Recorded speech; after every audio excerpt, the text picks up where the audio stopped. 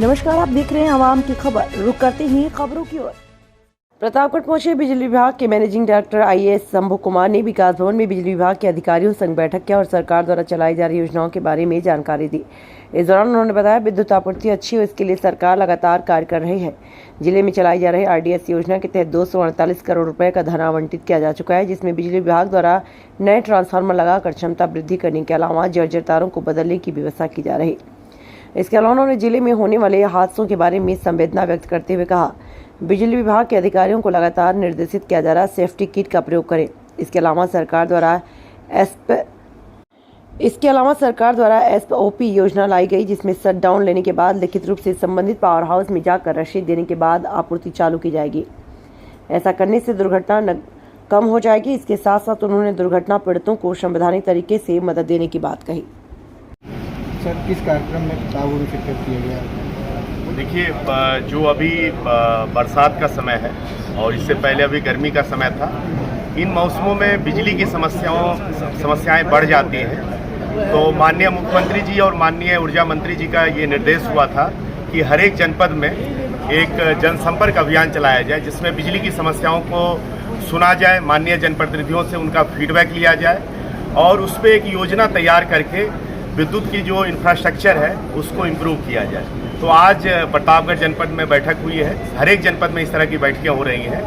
हमने RDSS योजना के अंतर्गत, जिसमें जर्जर तार बदले जाने की व्यवस्था है, जर्जर तार के कारण बिजली की समस्याएं बढ़ जाती हैं, तो उनको बदलने के लिए यहाँ पे 248 करोड़ का एक योजना RDSS में संचालित हो रहा है और उसमें काम में तेजी लाने के लिए यहाँ की एजेंसी को हमने निर्देशित किया है।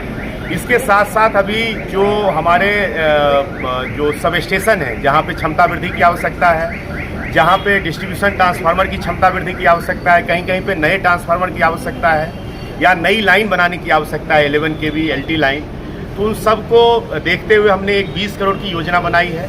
आज हमें माननीय जनप्रतिनिधियों से फीडबैक भी मिला है। उस फीडबैक को भी शामिल करते हुए एक नई योजना बनाते हुए हम इन सारी समस्याओं का समाधान कराएंगे।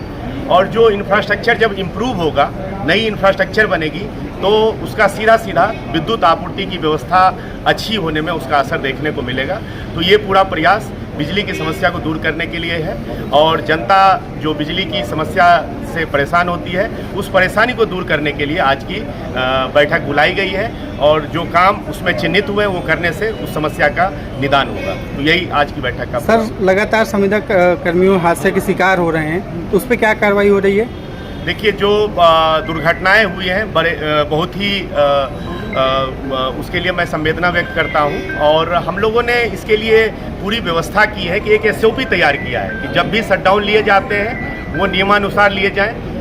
सब स्टेशन से एक रसीद लेके शटडाउन दिया जाना चाहिए और जब काम पूरा हो जाता है तो उस रसीद को सबमिट करके शटडाउन को ओपन करना चाहिए। तो ये सारी चीज़ों को SOP को पालन करते हुए जब काम होगा तो दुर्घटनाओं की संभावनाएं नगण्य हो जाएंगी। साथ ही साथ जो हमारे संविदा कर्मी काम करते हैं उनको सेफ्टी किट भी दिया जाता है, तो उस सेफ्टी किट का पालन करना चाहिए। जैसे आप देखते हैं सेफ्टी किट हो, लेकिन जैसे हेलमेट होता है, हेलमेट का प्रयोग नहीं करने से दुर्घटनाएं हो जाती हैं, तो सेफ्टी किट की व्यवस्था की गई है। तो जो हमारे अभियंता हैं जो उनके सुपरविजन में लगे हुए हैं, वो सुनिश्चित करावें कि सेफ्टी किट का पूरा जो है उपभोग हो और ऐसी दुर्घटना की संभावनाएं पूरी तरीके से नगण्य हो जाए। ये सारी चीजें। पट्टी में सर एक संविदा कर्मी की मौत हुई है, उसके परिजन मुआवजे की बात कर रहे हैं सर, उस पर तो उसमें विभागीय नियम के अनुसार जांच करके हम उसकी व्यवस्था सुनिश्चित। लगभग 800 मजरे ऐसे हैं। Thank you.